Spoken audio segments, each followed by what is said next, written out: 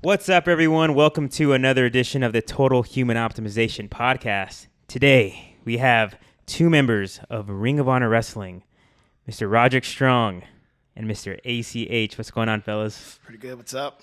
So, everybody knows I'm a big pro wrestling fan. That's not a question. But for some of our people at home that may be listening, that may not know what Ring of Honor is, fill them in on that. I mean, it's hard to describe Ring of Honor in just one word, but I mean, for me, it's unpredictability and athleticism just taken to the next level. I mean, as you can tell, being a big wrestling fan, pro wrestling has evolved very much.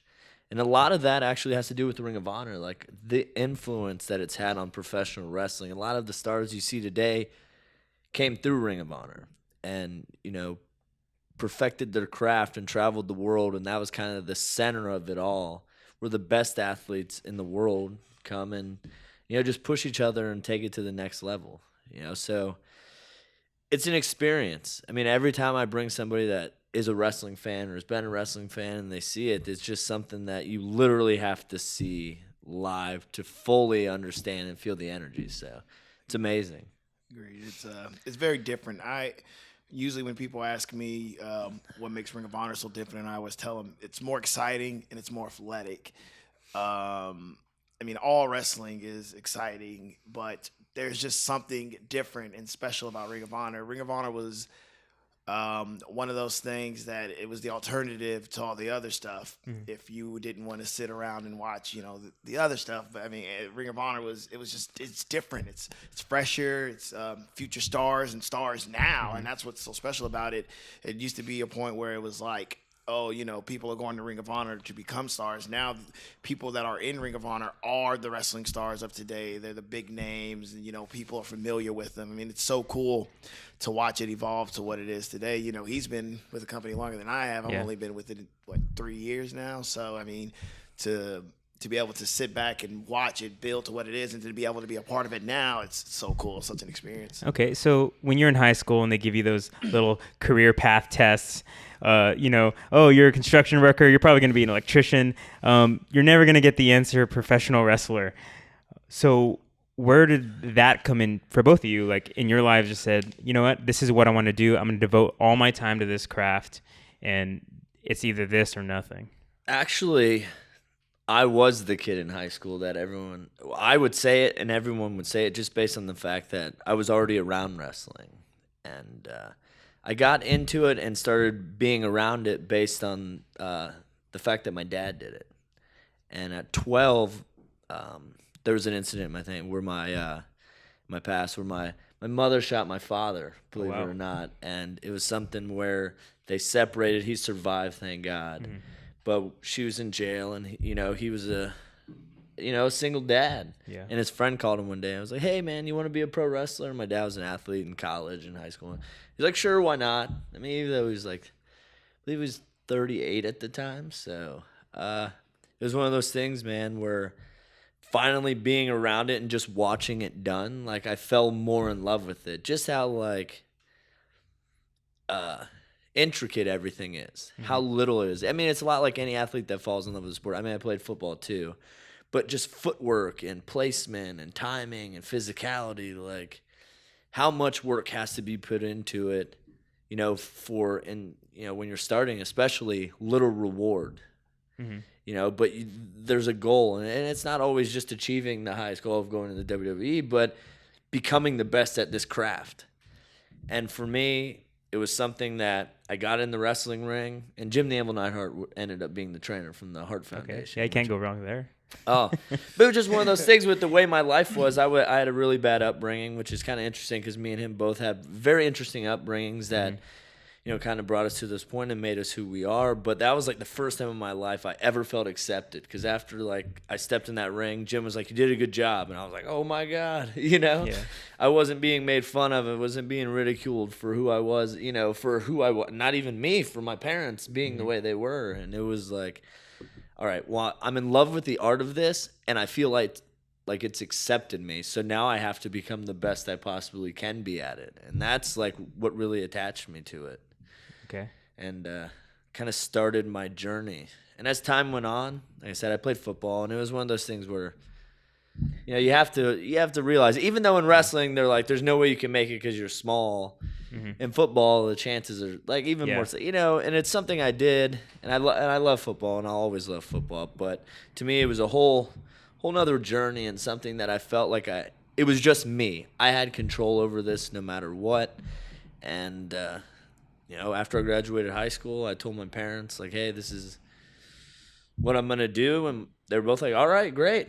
That's great when you can have supported parents that'll just, you know, when you're, because it's not, like I said, it's not a normal career path. No. And, you know, your parents want you to be successful in your life. They want you to be able to take care of yourself and not have to worry about you anymore. And, you know, if you have supportive parents to do something that's out of the box like this, that's the greatest thing you can ask for. No, I agree. And at the time, it was one of those things where through all the issues, my mom had cleaned her act up. My parents actually got back together after that. It's a hell of an apology. You know? I promise. It's a hell of an apology. You know? Hey, I'm sorry. I won't shoot you again, I promise. But you know what I'm saying? It was one of those things where they had finally gotten their life together, and I think if it hadn't gone to that point where they could be supportive about that, it may have been a little bit rougher. But I had them there, and then the wheels fell off the wagon again. But I'd already been started traveling, and I just kind of made a little bit of a dent in professional wrestling, and it was just like too far gone, and it became my life. And it's it still is, because in wrestling, when you do this, you have to be selfish. Like, it's a very selfish industry. You got to take your moments when you can get them, huh? Oh, completely. You can't, and it's something like that I've learned along the way is like, sometimes you have to tell somebody sorry, after an apology. Apologize after it's done, because, my friends, everyone talks about the sacrifice they made, because that's what it takes. Yeah. So for you, we were talking earlier, I think you said in high school. Yeah. That's when you got the fever. Yeah. My entire life I had hoop dreams of playing like in the NFL and, but I was always smaller. Yeah. And I was also horrible in high school just from like the academic and just paying attention in general. Yeah. So, I always wanted to be an entertainer. That was always the one thing I knew I wanted to do. And like, I grew up idolizing Martin Lawrence. So I was like, maybe I could be a comedian. But I was like, not a lot of people find me funny. Yeah. So that didn't work out too well.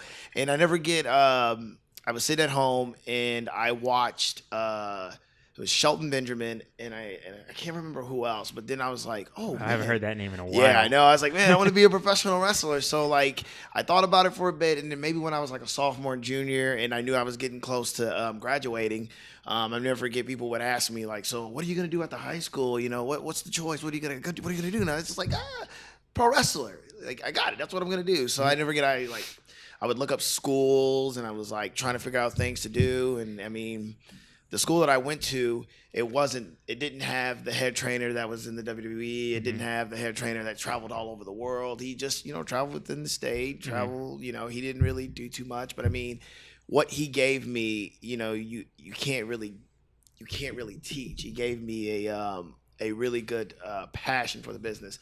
And after high school, 2 weeks after 2 weeks after high school, I started wrestling, and that's just what I wanted to do. And my family was not supportive, which is crazy to hear that his family was supportive. Yeah. My mother was like military or school. Yeah. So, I spent a lot of time in and out of my mother's house. Like, I would move in and then I would move out, just because like we would always have different opinions on professional wrestling, because I always wanted to pursue it. And she was always like, well, you need to get a job in this, and it needs to be a full-time. And I was like, well, I just want to work part-time so I can still go train and have enough time to travel.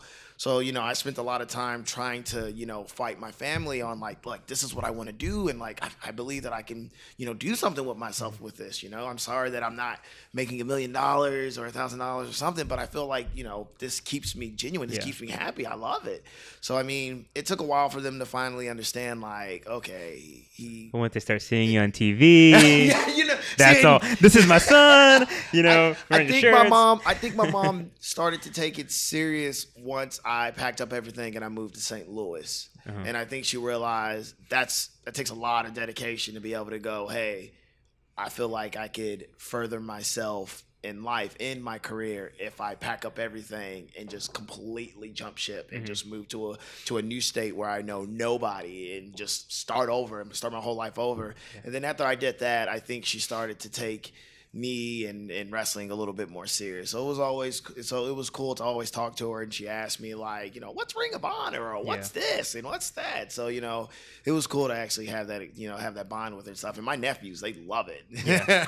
So obviously, professional wrestling requires a lot of athletics, but it also requires the entertainment value. So you have to know how to act. You have to know how to be good on the mic, all that stuff. So were you guys natural at that, or was that a skill you had to develop within itself as well? Oh, for me, that's the absolute last thing that came.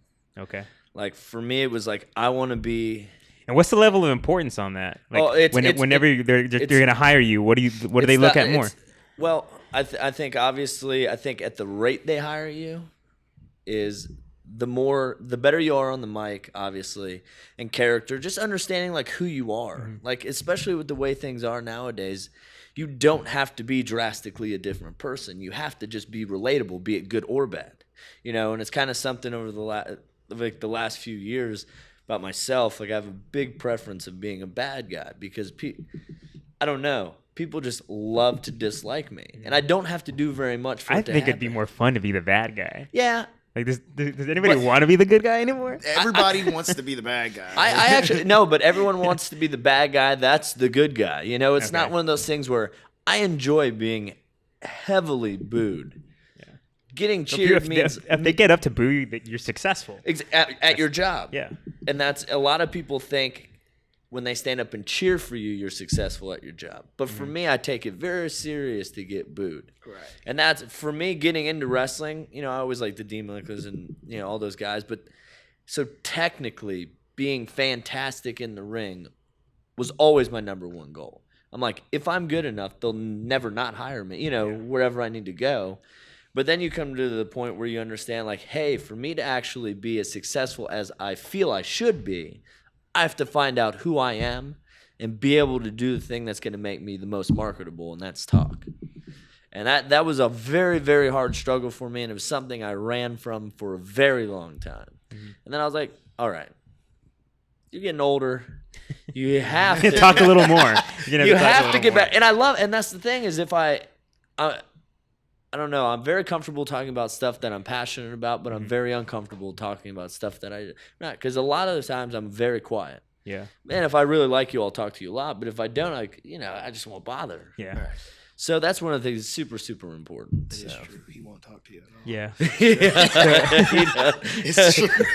It's so true. So you have the same thing, same issue? Oh man, see, with me, I'm a natural people person, and people find this hard to believe.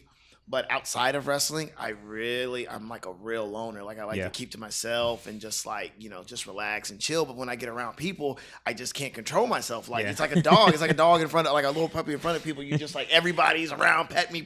So like, it's hard for me to go out there and not be like calm, cool, and collective because I get so excited when I'm out there. So I'm full of energy and I guess you can say bouncy, but I'm just out there and everybody just feeds off my energy. And one of the things that I noticed that a lot of people relate to me is I have fun. Mm-hmm. I know everybody has fun at what they're doing, but you can see the look of like, this guy's having tons of fun when he's out there. So to me, if I'm having fun, the people are gonna have fun. So it's like one big party when I'm out there. To me, I'm just like, hey, who wants to bounce along with me? So I tried to be the bad guy, but I mean, everyone always tells me like, man, you don't look like you could harm somebody, and it's true. I mean, I wouldn't hurt a fly. You're a big guy. I'm a big guy, and it really takes a lot to upset me, and that translates a lot in the ring sometimes. Because like there's guys that'll push my button, and I'm just like, I'm calm, cool, collective. I just want to have a good time, keep it optimistic. Let's just work. So here's an insider's question. All right. Has there been any moments in you guys' careers, or you don't have to mention names, in matches that you know about where things got a little out of hand and they kind of start really hitting and start getting a little bit out of control? Yeah, for sure. There's been. Oh a yeah. One time it happened to me and I didn't even know it. I was just so young. I was so young into wrestling. This guy was just like, I was like, what the hell? What is going on here? What are we doing? He's like, to got each me on the other? rope, like really. I'm like, oh my god. I mean, but when you're young into wrestling, I wasn't taught like the Man, he's really trying to sell this one. I'm like, man, he's really trying to freaking kill me. Yeah. But then, yeah, a couple guys have done it on shows, and they get to the back, and they just start yelling, and they want to keep it going, and it's But in wrestling, it's so weird. You can go out there hating each other, and then like you get all your frustration, all your anger out in the match, and you can come backstage and absolutely fall in love with each other because you're like, there's that mutual respect. Like we just fought. So like, here, man, here's a beer on me, and it's like, cheers, and then you just leave it all out there, and nothing else will ever be said about the incident that ever, started the fight between you two. So that's the thing I like about wrestling. You can go into a match legit hating a guy and then leave respecting him and absolutely loving him as, your brother. So I think I saw in ACW once in Austin, Texas, two guys had heat for each other for maybe 4 or 5 years of something that happened in Japan. And they went out there and they started it was a hardcore match too. So like they were busting beer bottles, cutting each other, and you're just like, man, and someone's like, yeah, they really hate each other. I'm like, what? Yeah. And then there gets to a point where they're throwing blows, and the one guy knocked him out, and the guy that got knocked out I was back. there. Yeah. How was that one? Apparently they came backstage and like everything was squashed, and it was just That was like hey. 8 years ago. It was 8 years ago? Oh, man. He was just like, you got to respect the man and knocks you out. And it's just like, Yeah. You were there for, okay, yeah. I think, you wrestled Jenkins. Yeah. Oh, man. Such a small circle in wrestling. Yeah, See? awesome. Yeah. So you were talking earlier about Japan and the differences over there. And so tell people a little bit more about that, about the whole Japan scene, because I imagine it's crazy. Yeah, I mean, just that their culture in general is a lot more respectful. But for me, it's the work ethic. Like, it's undeniable over there. Like, the guys, like, going on tour, there is nothing better than that.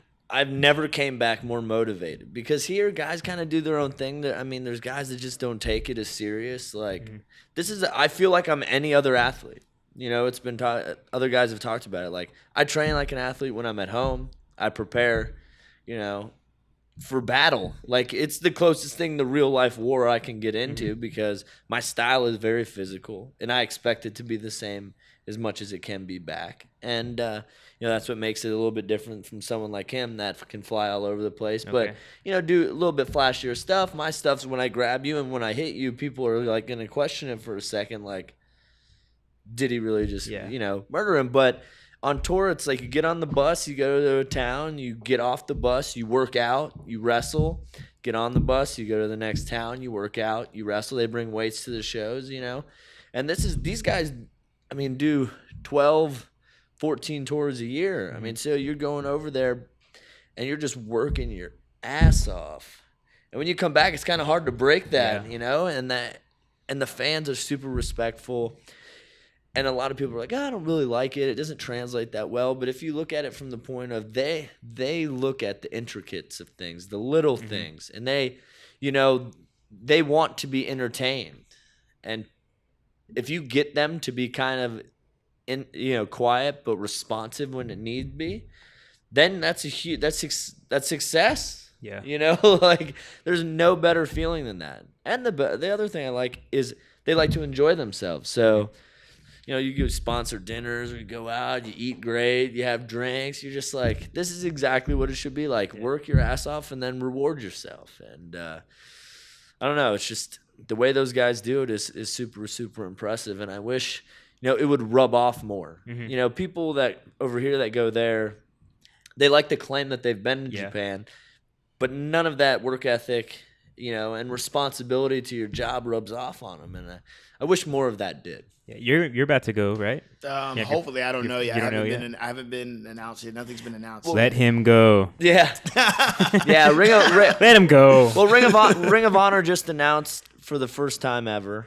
We're gonna be filming like some television shows over there that'll air over here in the United States. It's gonna air in the United States, filmed in Japan. Yep. Okay. And it also could possibly air on Japanese TV as well, which I believe it will, and then it'll be brought over here.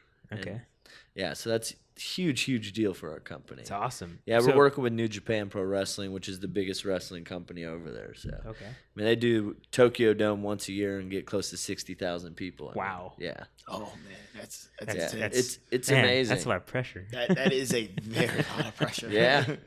It's great. So he was mentioning you're a high flyer. You like do all these.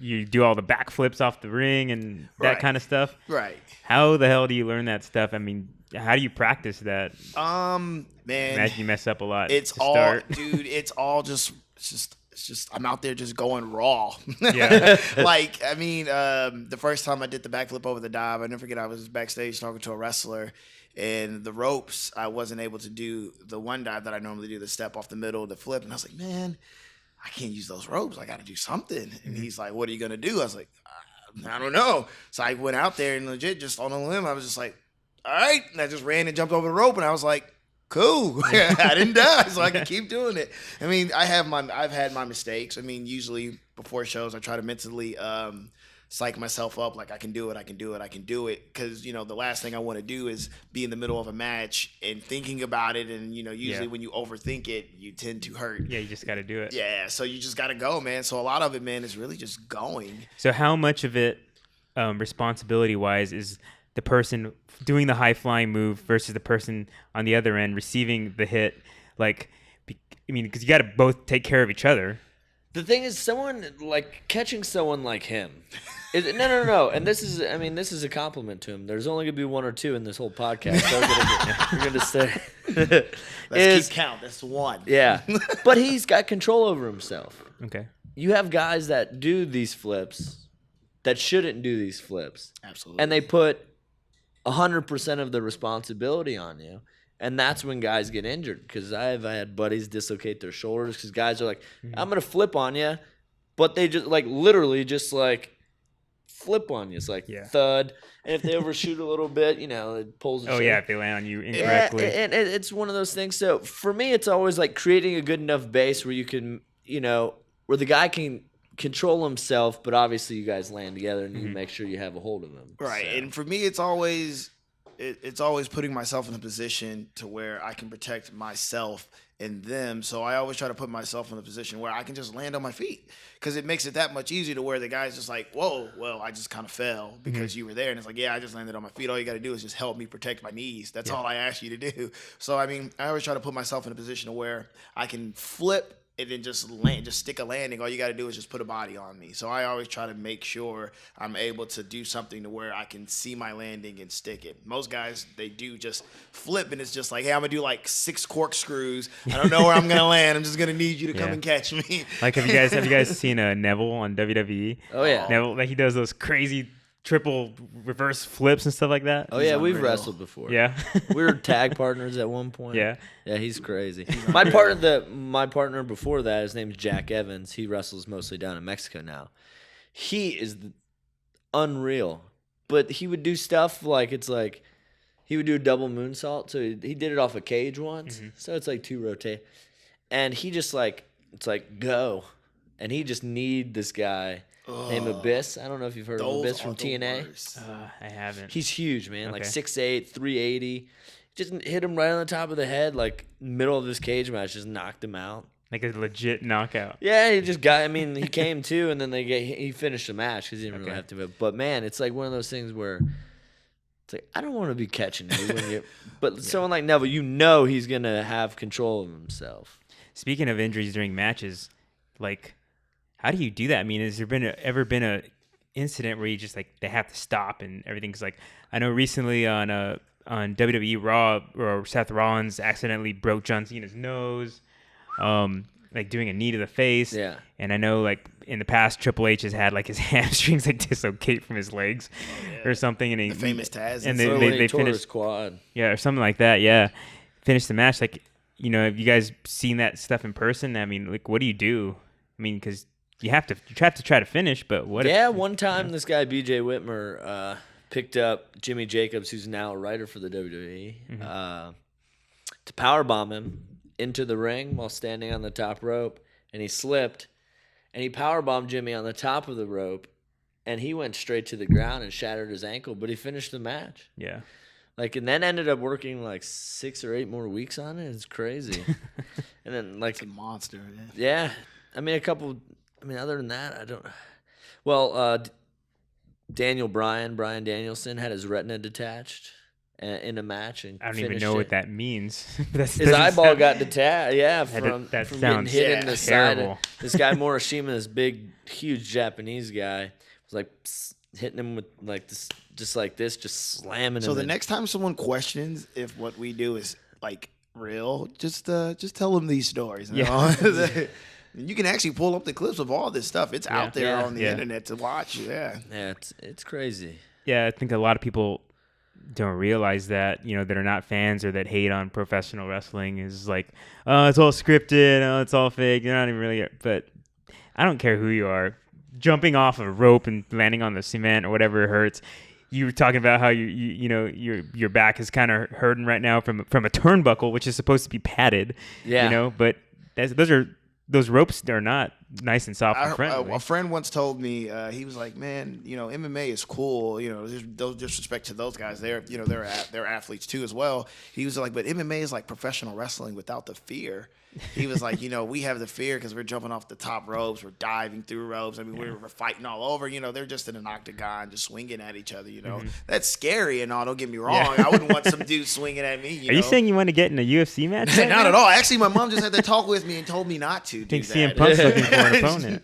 Oh, CM, man. Hey, I wish him the best of luck, man. I've never met him before, but I hope he does pro wrestling good and kicks some ass. No, but that is one of the interesting things that I've learned over the last like few years, just, you know, meeting people and, you know, guys that fought and, you know, that mutual respect for the most part, especially if they're like a fan of it. Like my buddy, Josh Rafferty, who was on the original Ultimate Fighter, he fought forever. He fought UFC, Bellator and stuff. He did pro wrestling for like a little bit, and just like the transition for him was like a little too tough. Yeah. You know, just because it's a lot, you know, he was so trained in like, you know, being violent and showing no emotion, because you can't let people know when you're hurt, and then you have to let people know when you're hurt, and it was hard for him. And then just the wear and tear, like what we do, and just the travel is just tough, man.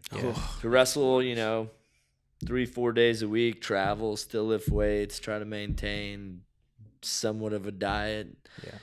It's just mentally and physically tough. A lot of us just break down from that. Yeah, that's the biggest thing. Is, I guess, the question, you know, a lot of people complain in their lives. They go to their jobs or whatever, but, you know, they're not traveling around. They go, I couldn't get that healthy meal. I just didn't have time, or I couldn't get my workout in because I didn't have time. But, you know, you guys are on the road most of the time, and you guys are in great shape. Like, if you find the time to work out, you find the time. You guys have a show tonight, and you guys are coming in here, getting some workouts in, and it's, you know, what do you do on the road? And, you know, what do you do for your diet? You know, if you don't have a stove, you improvise. I mean, I learned from him the famous tuna packets. That's what I usually do now before matches. Get some tuna packets, some trail mix. You try to find a nice, you know, restaurant to go to, something that can serve you something at least, you know, healthy. So, I mean, you just got to improvise, and you just got to be smart about where you eat and be selective, you know. I always see a lot of people complain like, oh, I got stuck in traffic today, you know, for 30 minutes or something. I'm like, you try getting stuck in an airport for like 3 hours on a 4 to 5. It's like, that ain't nothing, bro. Yeah, exactly. It's just a matter of, you know, especially with the way, you know, I think, you know, just everybody in general is kind of evolving and being healthier.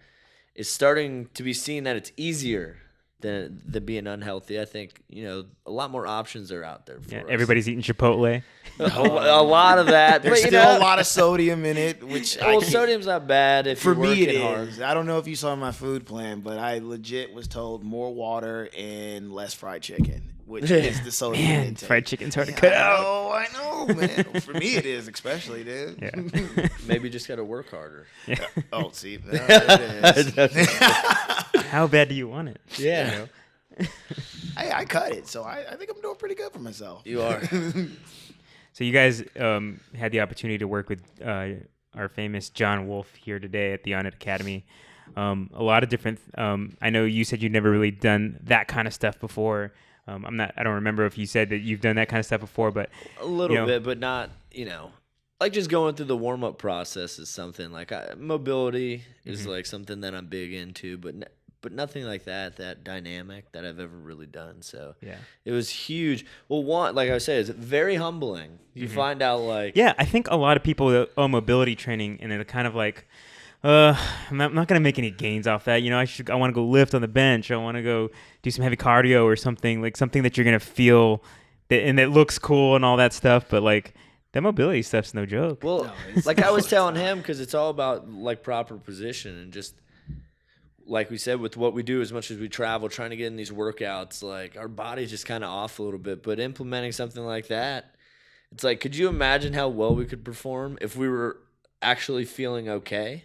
On a consistent basis, and just going through that. Obviously, he really took his time to like make sure we were doing everything right, which I loved. But just implementing that once a day, and that's something you can do pre-match. It's amazing, dude. I came in here honestly, like you said, I hit the turnbuckle. I hit the actual like turnbuckle, the metal part of it, and just right near that sciatic nerve that just then my butt cheek's a little swollen. It's weird. It's just so awkward. Yeah. So the hip flexor's all tight, but just going through that and my neck, because I have 2 herniated discs in there, so it bothers me.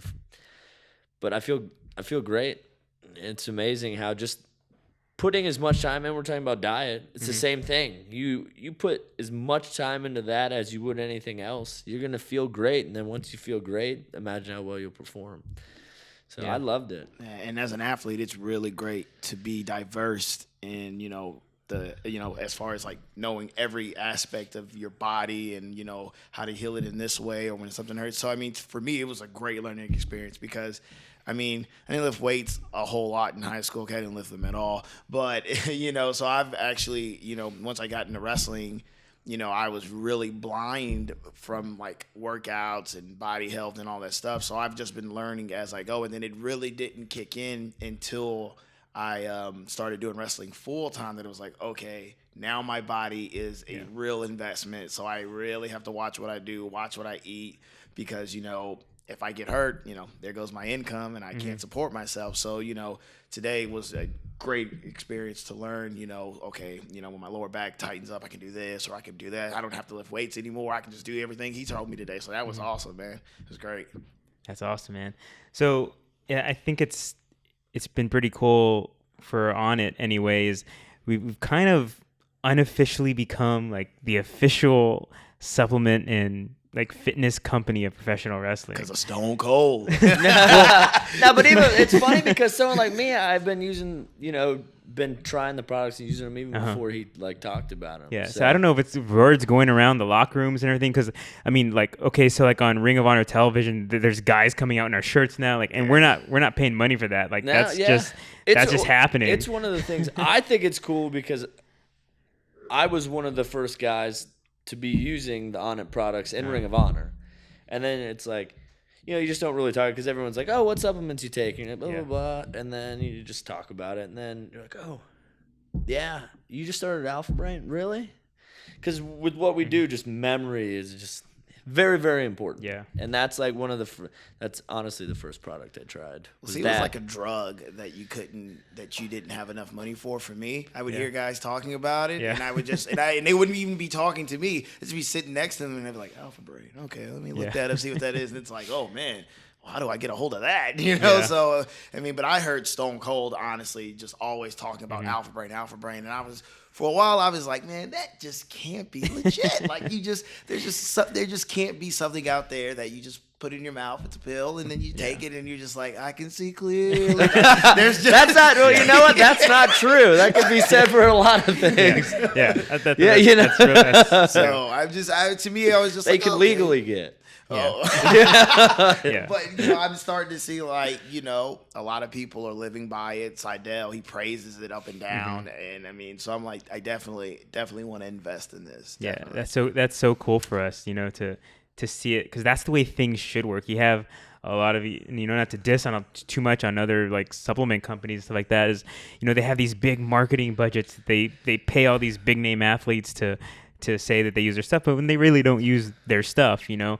And it's so cool. It's just been so natural, and Well, we and love that's it. the thing is like me and my buddy Josh Rafferty that I was saying, we always talked about that. And for me, like I said, there's a group and there's a new wave of wrestler that takes this job so serious as a sport. Mm-hmm. And I think that was something where once the guys that kind of, started taking it more serious as a sport in that aspect and the quality of product that it is, that along with word of mouth, it's like, well, this is what he takes. People would be like, so what do you take? I was saying, and it's just like Alpha Brain. Okay. Hey, you want to try some? Yeah. Oh, wow, that really helped with this. And then it's just, the right people too are doing it and just passing it along. And I think any sport that takes themselves, serious, it's a great company, to be associated with, because the people that work here take it just as serious. It's just not like we're trying to get rich as we possibly can, which obviously you guys are trying to get as rich as you possibly can, but you know what I'm saying? You want to do right by people. We got to make revenue. Yeah. We got a lot of people to pay here. Exactly. No, that's what I'm saying. It's but great. if you guys walk through the office, everybody's happy here. Yeah. Everybody's happier. And you don't find that at a lot of companies. No, you do not. Everybody's happier. You saw our creative room where, how many companies allow you to draw on the wall and, that's what I was, the do whatever vibe. you want, You just, It was laid back. Yeah. It's very you're awesome. just hanging I out. love it. Yeah. yeah. Yeah, I'm we a have big fan of we it. have fun. We have our happy hours and all that stuff too. We all exercise and try to do our best to eat well and be totally optimized. But we have fun too, just like everybody else. And that's what we realize here, that you're gonna try to do your best, as much as you can, but still live your life. Oh, of course. And that's great. Like, I'm that sure you guys live your lives too. Oh, you're not 100% all the time.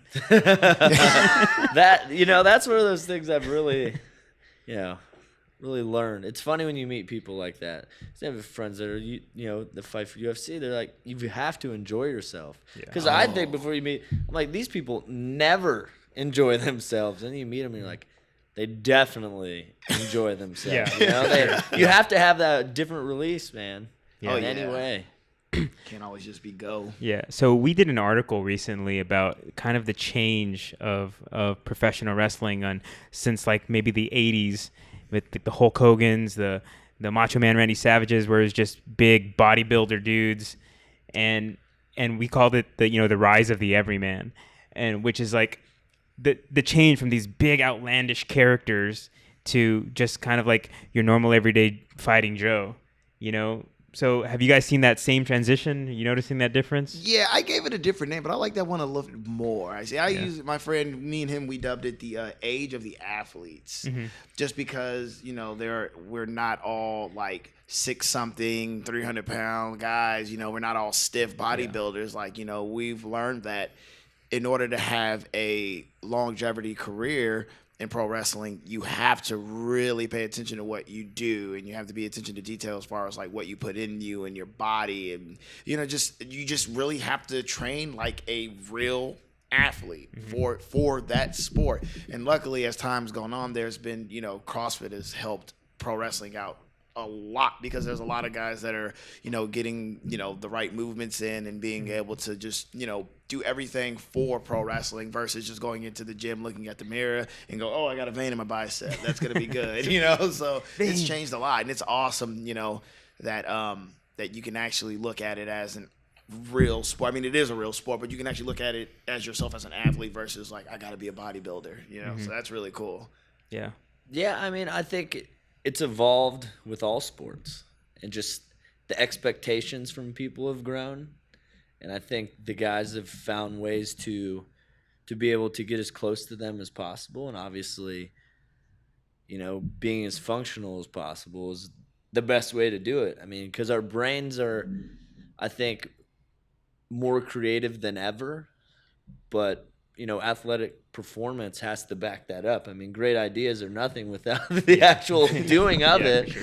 And I think, like he was saying, like for me, I made a transition based off injuries. I kept getting hurt, like it was a high ankle sprain here or something there. Like I'm like, I have to do something different about myself because I was falling behind in the pack. And I was like, well, I'm going to start training myself to look more like an athlete. The more I implemented that kind of stuff and the more my body started changing, the better I just overall felt, you know? And like almost a year and a half ago or whatever, I took a bad fall on my neck, and that being built more like an athlete, like saved my life.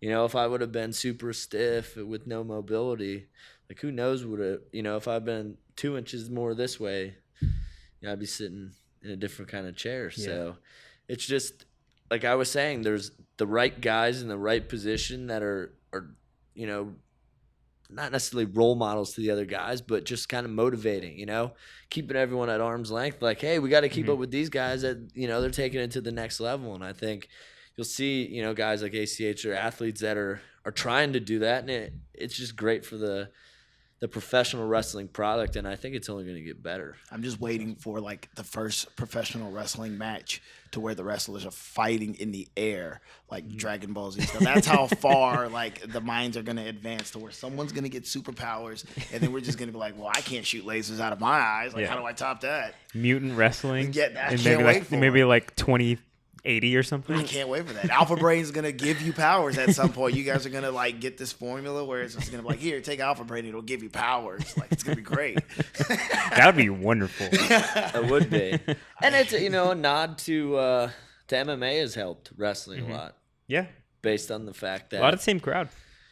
Yeah, and just perception has been lowered of what their expectation. Like, you know, now that they see guys that, you know, will fight at 135. I mean, they don't see them walking around, but maybe they do 155, and they're like, these guys are fucking badasses. Yeah. Holy shit. TJ Dillashaw, have you guys seen him fight before? Yeah. Bantamweight champion. He's one of our guys. Oh, wow. It's like watching just the most beautiful display of fighting you've ever seen. Just the way he moves, his footwork, the way he changes, and it's just like, wow. And you know, and he's like my height, and like, and with like, that, geez. you know, it naturally progressed where people didn't expect just the Goliath to be able to kick everyone's ass. They're like, okay, that guy can kick someone's ass. I mean, you never know. So It's true. So we try to give people a little bit of inspiration on this podcast. So if each of you would kind of say something, you know, if there's somebody out there who want to take maybe a path in pro wrestling or do something that, you know, that's a little bit out of the ordinary, you know, where they want to go UFC or something, you know, what are some bits of advice you'd give them to, you know, to follow their dream, do what they want to do? Man, that's a good one.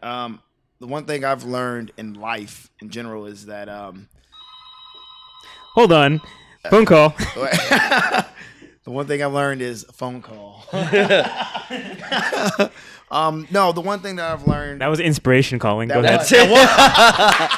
That's a great. The one thing I learned is you get out or you get back what you put in, and whatever it is that you're trying to pursue, it doesn't owe you anything. Like I've always been told that pro wrestling, it doesn't owe you anything.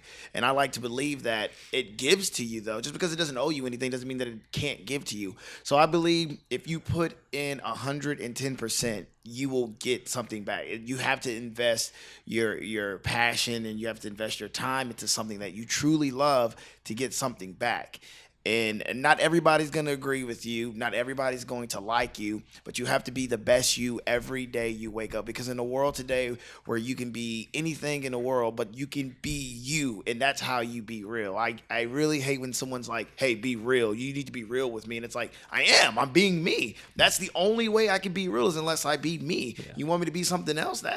I can't do that. So whatever you do, stick to your guns and be you. Always stand up for who you are. That's the most important thing you can do in today's world is just be you. Yeah. That's what I believe. So whatever career path you have, no one's going to agree with you, but just be you, stick to your guns, stay passionate about what you love, stick to your craft, make sure every day you make the best out of your day because you got, 400 seconds in a day? So you have to make each second count. Like, I remembered that just because that's how important 24 hours or 8,600 for, the seconds are in a day. Like, it's important, man. It's like, I mean, I've just been, I've been through everything but a coffin, man. So I always tell people, like, man. You haven't been in a casket match, huh?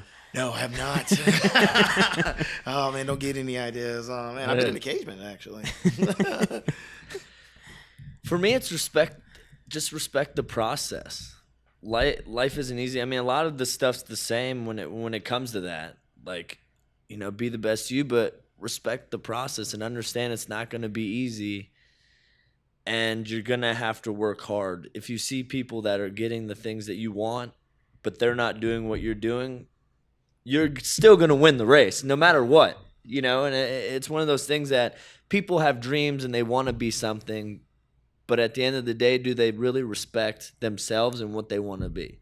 Because that's working hard and being the best you and treating it with respect. Like I do seminars, for people that wrestle and stuff. And I always say, like, for me, I love wrestling, but I also respect wrestling. And there's going to come a day where I'm going to have to be respectful to the sport I love. And I'm going to have to leave it because I'm not what I am, what I could be to it at the time. And I can find another job in it that I'm more suited for. Yeah. And that's something you have to understand and respect it all. Like you just gotta be real with yourself too. Like there's gotta come a point where like, I know exactly what you're talking about. You know what I'm saying? There's guys I go to towns and there'll be guys I've been wrestling 15 years and I literally thought they were wrestling 1 year.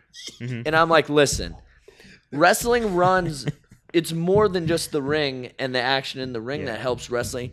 The grunt work sucks, but if you love it, you're going to do it. You know, it's going to be thoughtless to you. It's like in a relationship. Like, if you love this girl, you'll do whatever. You won't even be like, oh my God, I got to do this for her. It's like, hey, can I do that for you? Can I, and it's with anything, I feel. If you go with that approach, that you're going to give it your all, but you're going to do it with respect to yourself. Mm-hmm. And you're not going to try to take shortcuts and, you're going to do what you need to do. Just do it. Yeah. Just get on it. Yeah.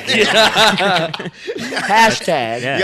Hashtag get on it. Yeah. It's funny you said that, dude. I had this moment this past weekend. It's like I play a lot of soccer.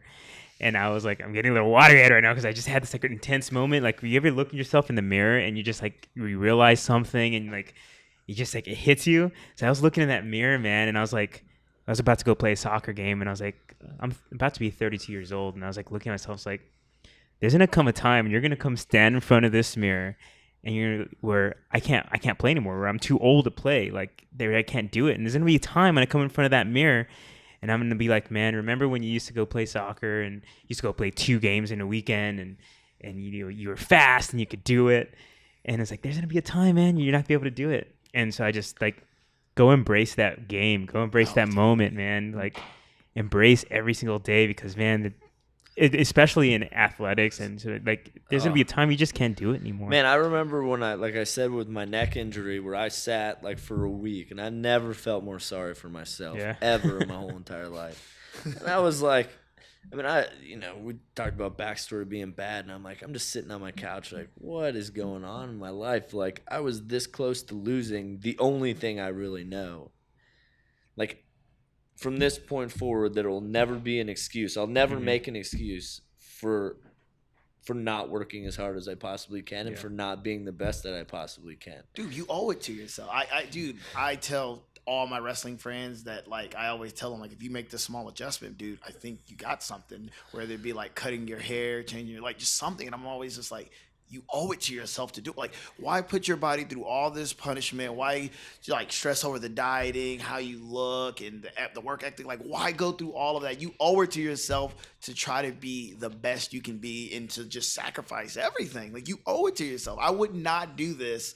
And then when someone's like, well, you need to move to St. Louis to better yourself. No, I can't do it. I can't do it. Like, no, dude, you owe it to I owed it to myself to do it and at least try. Like, you just got to do it. See, that's one of those things where, because my dad's an entertainer. He's actually an Elvis impersonator. But, awesome. But he's been a musician. He's a huge rockabilly Elvis fan, man. He's been a musician his whole life. But that was his dream. Like, always to obviously be. But, like, I had an opportunity to watch this guy just self-destruct, like, all the time and just, never get to his true potential. I mean, that's his only job that he does now. Yeah. People love him. And he's finally found his niche, but it's one of those things where people, like, ask me a question. And I'm like, he had, in his head, he wanted to be a rock star, but his work ethic, he couldn't you couldn't do the things that He needed didn't to be want to write done. his own songs. He didn't Oh, wanna he have to could do make his that, own thing, you know? but he wanted to go live that lifestyle before he was a rock star, Yeah. you know? So, and he got caught up in all of that, and that overcame him, and it was like one of the things my mom always told me, no offense to my dad, but don't be like your dad. If you're going to dream and you're going to dream big, work your fucking ass off. Sorry for cussing, but Oh, it's seriously. okay. This podcast has seen worse. Okay, good. I wish I would have known. Yeah, you should have been on the one where we talked about my dating life. It was terrible. But you know, my father said the same. My father used to always tell me, he used to tell me multiple things, and one of the things that always stuck out was because when I was a kid, I would always jump in between things. Like I'd be like, "Oh, I want to do this. I don't want to do that. I want to do this." So he's always like, "Look, all I want you to do is to do something, and when you do it with 100%. Make your bed, lay in it." And he was like, the one thing he used to always say, now that I know we can curse, okay? He was like, if you want to go slang shit for a living with a shovel, he was like, I don't care. He's like, as long as you're happy and you're doing what you love, I don't care. Just do it. Just make sure you give it your all. Because the last thing I want to do is 20 years from now, which, you know, if I'm blessed to wrestle that long, that'd be awesome. But 20 years from now, I don't want to be sitting in my room going, man, what would have happened if, like, I would have never took that chance, or if I would have never did this, or if I would have never made that decision. Like, I don't want no self-doubt. I don't want any regrets. I just want to live it to the fullest, man. I just want to do everything I can to be the best and look the best and just live the best life that I can live. That's it. Yeah, you can't say anything better than that. So you guys have a pay-per-view this weekend. We do, Friday night. Let people know about Ring of Honor, the pay-per-view, how they can watch at home. On your local cable, DirecTV. And you can also go to ROHWrestling.com and you can order the pay-per-view through the website as well. Is it internet pay-per-view? I thought no, it's local, or it's cable, but I believe you can get it can help I don't know, you but on the website. It starts at 9 p.m. Okay. I guess that's Eastern time, so 8 p.m. Central and 6 Pacific. I don't dibble in that. Yeah, Friday night. You know, you can go to ROHWrestling.com for all the information. It's All-Star Extravaganza. 7. I've been on all of them. Yeah, well. Who you guys wrestling?